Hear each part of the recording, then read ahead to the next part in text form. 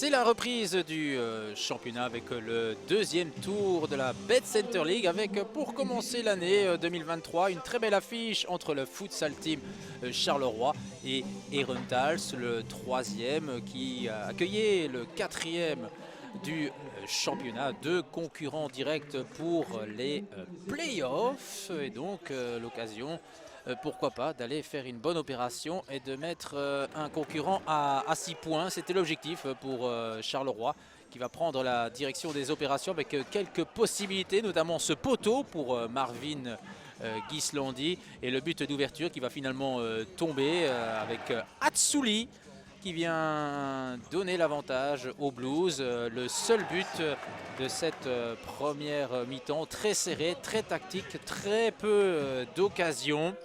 Même si on a quand même senti Charleroi supérieur sur l'ensemble de ces 20 premières minutes. Ghislandi va rater ici l'occasion du break. Il se heurte ici à Talawi juste avant la fin de cette mi-temps. Yachou qui aurait pu ramener les deux équipes à égalité. Mais donc on en reste sur ce 1-0 à la mi-temps. Début de seconde mi-temps, Herentals qui se crée la toute première possibilité avec Vranken. Et puis ce sera un raz-de-marée des joueurs de Luis Arana avec le 2-0 après 50 secondes seulement en deuxième mi-temps avec Raïd El Kajoui. Un jeune gamin de 21 ans qui vient inscrire son premier but de la saison. Un garçon qui a pas mal de potentiel. Et le 3-0 qui va arriver dans la foulée avec à nouveau ce El Kajoui. À l'assist cette fois-ci pour son capitaine Dabi. Dabi qui a fait un match vraiment très costaud, surtout défensivement.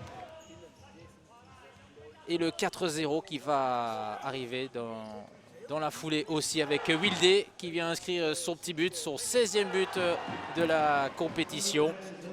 A noter aussi que Herentals a perdu pour blessure en première mi-temps son maître à jouer avec Damani. Et on n'a jamais senti Herentals capable de se remettre de cette blessure.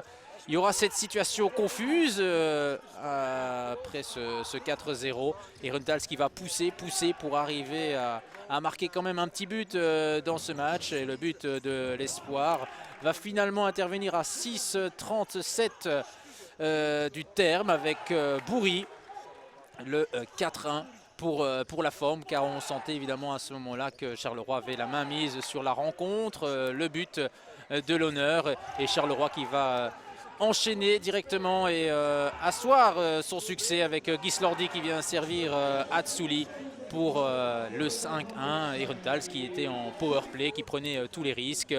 Et il y aura encore deux buts supplémentaires, un pour le petit jeune Arnaud Vandenberg, 20 ans, qui vient donc inscrire son deuxième but de la saison. Il venait de monter sur le parquet.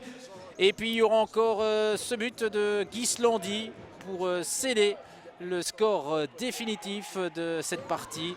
7-1, une lourde défaite pour les Campinois et un début d'année réussi pour Charleroi qui fait une excellente opération mathématique puisque Herentals est maintenant à 6 points et Maikars s'est également incliné, donc ils ont également 7 points d'avance sur le 5e. Les voilà donc bien installés sur le podium de cette Bet Center League et on écoute Luis Arana.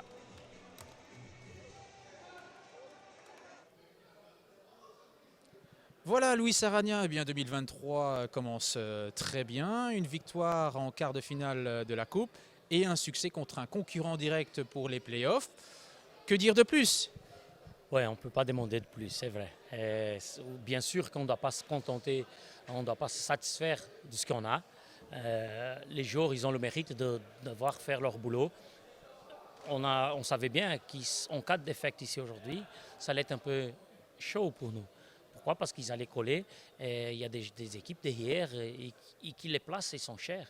Alors il fallait vraiment assurer, il fallait vraiment être dedans pour venir chercher justement cette victoire. Alors comment vous analysez le match d'aujourd'hui? On a senti Charleroi solide de bout en bout, peut-être pas un grand spectacle, mais vraiment beaucoup de solidarité et défensivement vraiment très costaud. Ça oui. Bon, malheureusement, on a dû sortir un tout petit peu de notre match parce qu'on a fait trop de fautes au début.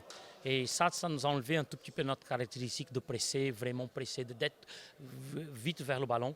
Et ça nous a mis un tout petit peu en retrait. Mais physiquement et tactiquement, ils ont bien travaillé. On a resté 9 minutes avec 5 fautes. Et on n'a pas concédé la sixième. On n'a pas donné la sixième. Et ça, c'est important. C'est important pour le collectif, c'est important pour le groupe. Et on n'a pas su développer techniquement le jeu au premier mi-temps. Mais dès que le deuxième but il est rentré au deuxième mi-temps, on s'est lâché plus et on était plus tranquille dans le match contre une bonne équipe, contre une excellente équipe qui nous a causé énormément de problèmes.